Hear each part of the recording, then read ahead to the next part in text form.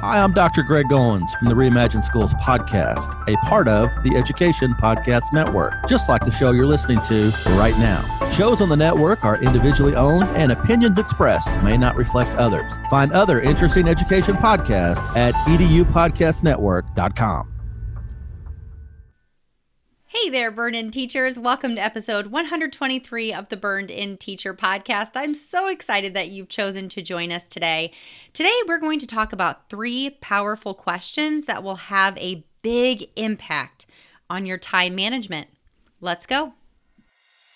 Hey there, I'm Amber Harper, former burned-out teacher turned teacher burnout coach, dedicated to helping other teachers like you to grow through your burnout and take your next best steps toward what you want from your career in education and in life.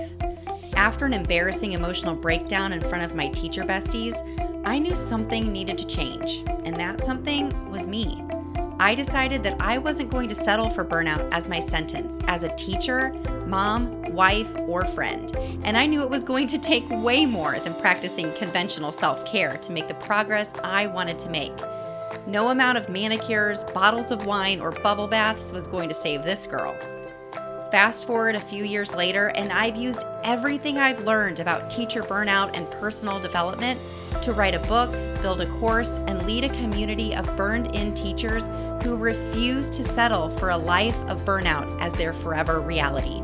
I've used my burnout as an opportunity to become an active participant in my life, in the classroom and here on the mic, using all that I've learned to teach kids and serve teachers.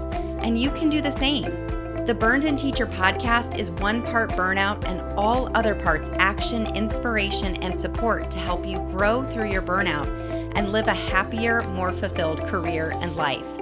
So take a deep breath, my friend, because you're about to take your next best step to becoming a burned-in teacher. Now let's get started.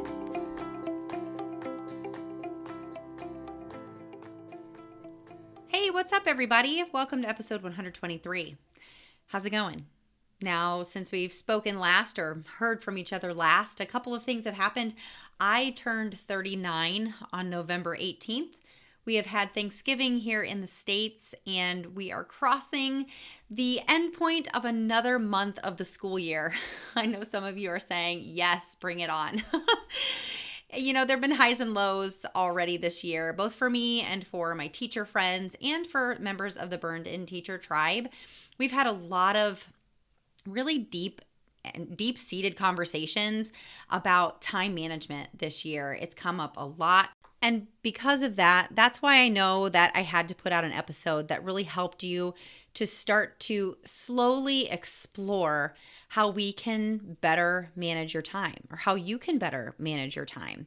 So today we're going to talk about 3 questions, and we're going to keep this quick. My goal with the Burned-In Teacher podcast is to make these episodes short, to the point, and actionable. So today we're going to talk about 3 questions to help you to manage your time better. These 3 questions can have a big impact because they get you thinking reflectively on what you're doing with your time and how you're doing it and why you're doing it. So as I mentioned just a second ago, conversations about how much there is to do, how much there is on our plates, how much we are being asked to do day in and day out as teachers has continued to come up. It's come up in at least 3 conversations with burned-in teacher tribers in the last 2 weeks.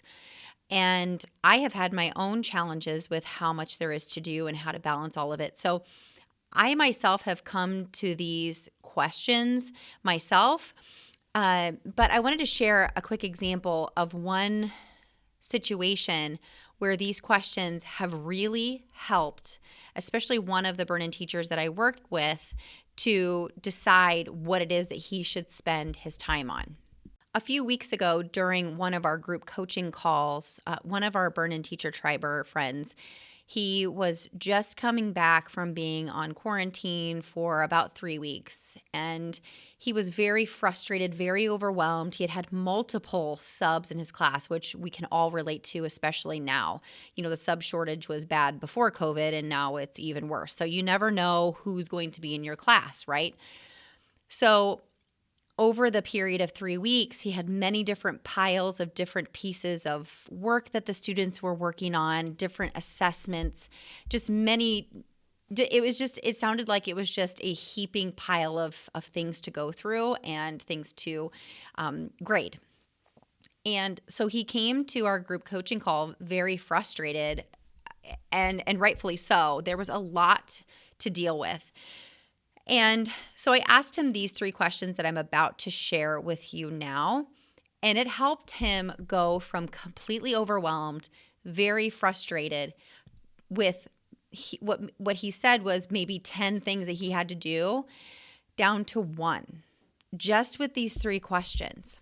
Now, whether your situation is similar to this Burn-In Teacher Tribe or situation, or if you are someone who is, for example, maybe working through the burned-in process, or you want to make time for yourself to truly take care of yourself, or you have these goals that you want to reach, but you can't seem to, quote unquote, find the time, or what I like to say, make the time to make those things a priority. It can be very overwhelming and even defeating to have these things that you want. You've gained the clarity, you know what you want, you know where you want to go, yet you continue to go day in and day out and feel like there's no way out of this hamster wheel. And I get it. I've been there. I completely understand. And this is a true chance for you to look at what you have control over and what you don't. So I have written about this in Hacking Teacher Burnout, and I'd like to share a small piece of what I wrote about, this idea of making the time for what is truly important to us. Because for this teacher that I was just talking about, he had all of these things from the past 3 weeks that he was telling himself that he had to take care of. But yet he also needed to plan for the next day, and he needed to move on with his life, as a teacher with his kids. He had a lot of behavioral things he needed to kind of hit the reset button on, but he had these things that he was telling himself he had to do looming over his head. So let's jump in really quickly to Hacking Teacher Burnout. In Hacking Teacher Burnout, I want to read a couple of sentences. This is from Initiate Lasting Change. So this is step 7 in the burn-in process. I said, I used to let things creep up on me. I considered possibilities but didn't plan for anything. No calendar, no journal, no goals, just going through the motions and allowing other people's plans to happen to me. Just setting goals and having the best intentions won't get us where we want to go as teachers or in our lives outside of teaching.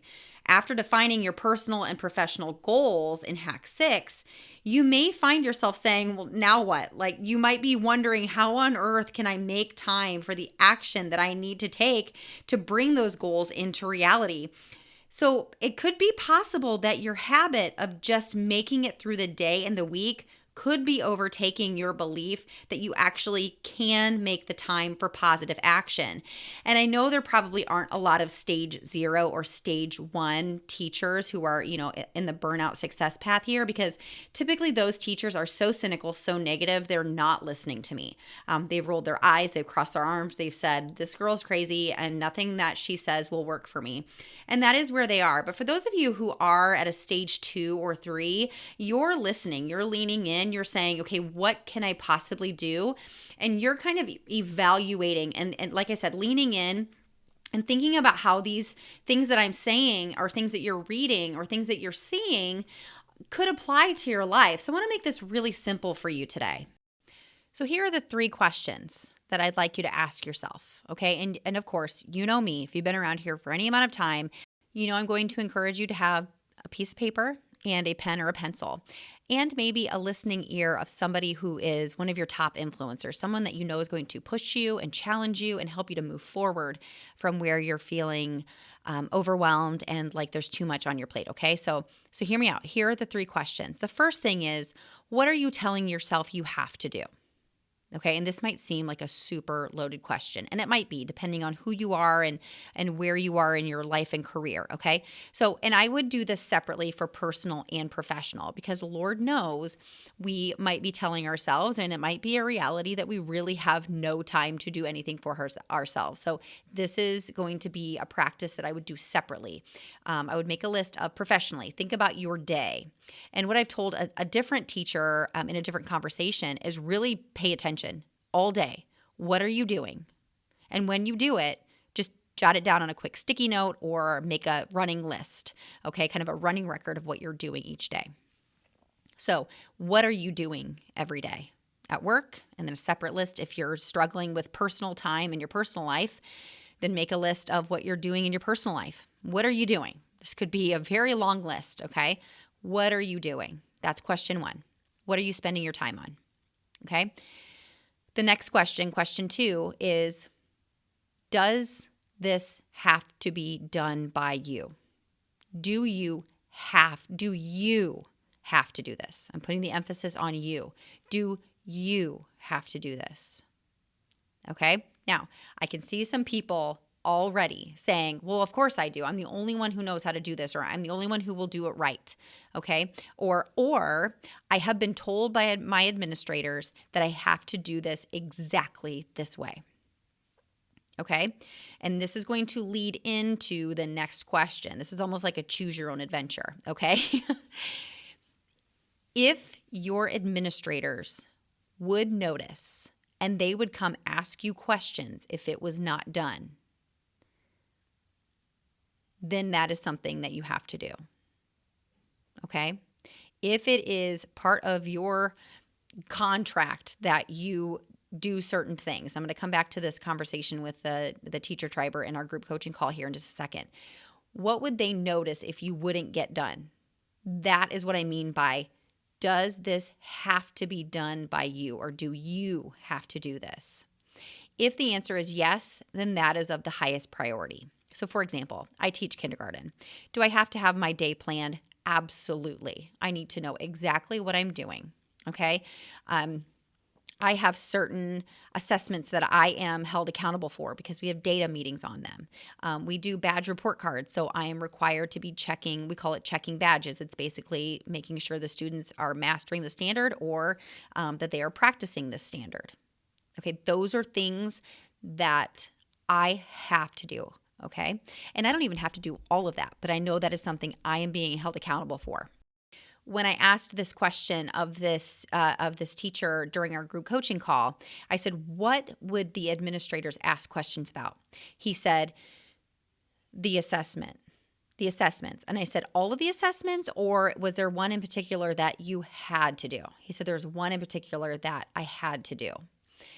And I said, okay, so everything else that you're talking about, that you're telling yourself, that you have to go over, will anybody notice? Will anybody notice? And he goes, no, not really. I said, file 13, get rid of it. You have to leave it in the past. You know, COVID-19 is happening, and we cannot tell ourselves the story that we have to go over everything that was done while we were gone. You know, and I may have some of you out there might be disagreeing with me, and that's okay. All right. I'm not here to change your mind.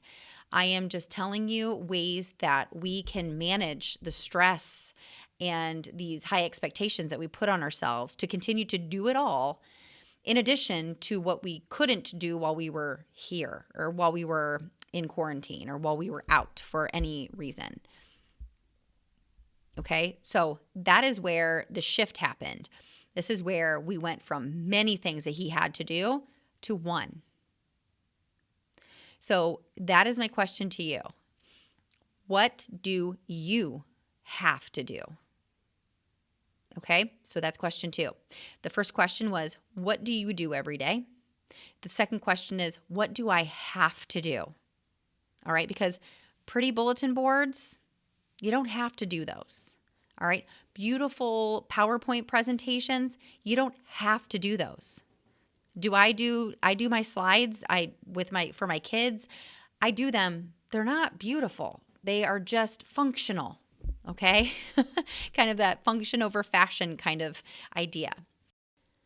If your answer is, I don't have to do this, like no one would notice, then those are the things that you can begin to eliminate or simplify for yourself. I talk about this a lot in Burn In Teacher University, and this is something that is really hard sometimes for teachers because we are our biggest critics. We are we are looking at our own work through a microscope, and we are picking apart every detail. And this is where you can learn to let some things go. This is also an opportunity if you're saying, yeah, I actually am required to do all of this work, and I'm required to do it in this way. This is a chance. I'm going to have to do a separate episode on this, but this is going to be a chance for you to do some advocation for yourself. This is where, and you can do this with practice with someone that you trust, but this is where I would encourage you to set a meeting with the powers that be, whoever that is that you answer to say, these are the things that I'm being held accountable for, and this is how long it's taking me to do all of those things. And I'm really curious on what are the highest priorities, and I want to make sure that I'm fully understanding what is being expected of me, because at this time, this is becoming too much for me to handle professionally right now. This is a conversation that could be very hard for you. Maybe it's not. Maybe it's not hard for you. But what I want to encourage you to do is to go at it in a professional manner with solutions in place, or asking for solutions, asking for the help that you need to be able to get these things done. All right, like I said, another episode for another time. But this is that opportunity to open that door and to build that bridge and to seek support if you need it. If you're all in when it comes to getting out of your teacher burnout, let me give you some advice. Don't try to navigate this journey alone. The Burned In Teacher Mastermind is the course and the community that creates your opportunity to use your burnout as a chance to become the change you want so badly in your life, both in the classroom and in your world outside of it. When you sign up, you'll gain access to Burned In Teacher University, which lays out my entire 8-step process, and gain access to bonus modules and lessons that you won't find in Hacking Teacher Burnout. You'll also get to be part of regular group coaching calls facilitated by yours truly, but most importantly, you'll join our exclusive private Burned In Teacher Tribe community where you'll collaborate with other teachers just like you who have decided they will never settle for a life of burnout as their forever reality. Right now, you can use the promo code PODCAST at checkout for $50 off forever access to the course and this community. I used my burnout as a growth opportunity to create the resources and the community for you that I so desperately needed when I decided to change my life. Learn more about the Burned In Teacher Mastermind at burnedinteacher.com/mastermind, and burn on.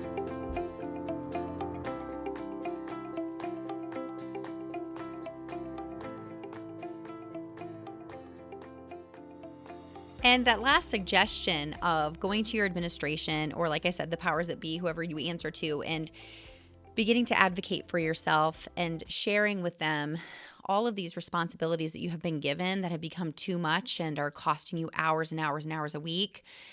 And maybe you even have put them into a priority list that you feel are the biggest priorities, okay? What this is starting to lean into is the third question, and that is, do these things have to be done by me? Is there someone else who could take on those responsibilities? And I'm going to start with something pretty simple, okay? Committees, clubs, coaching, all of those extracurriculars, and I'm saying that very lightly. I'm not, trying to disrespect any of these different things that happen outside of the school day, but are you required to be at these different events or these different meetings because you have volunteered yourself or you have been volunteered by somebody else?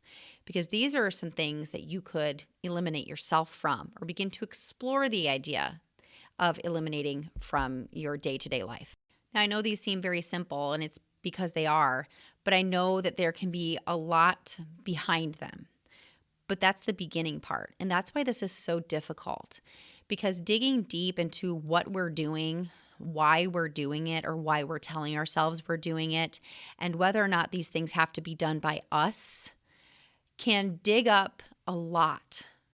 But that's why this process is so important, because beginning where you are in this situation is all about unpacking your what and your how and your why. And those can be very challenging questions to ask. So I'm going to leave you with this today.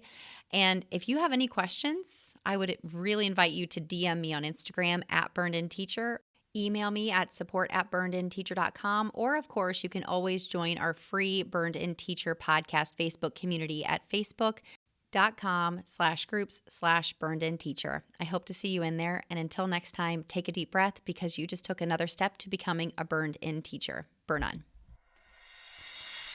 If you enjoyed today's podcast episode, you can head over to burnedinteacher.com, where you can access the entire vault of Burned In Teacher podcast episodes and more information about ways I want to help you go from burned out teacher to burned in human.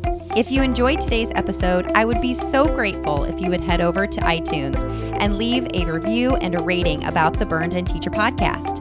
Until next time, take a deep breath, because you just took another step to becoming a burned in teacher. Burn on.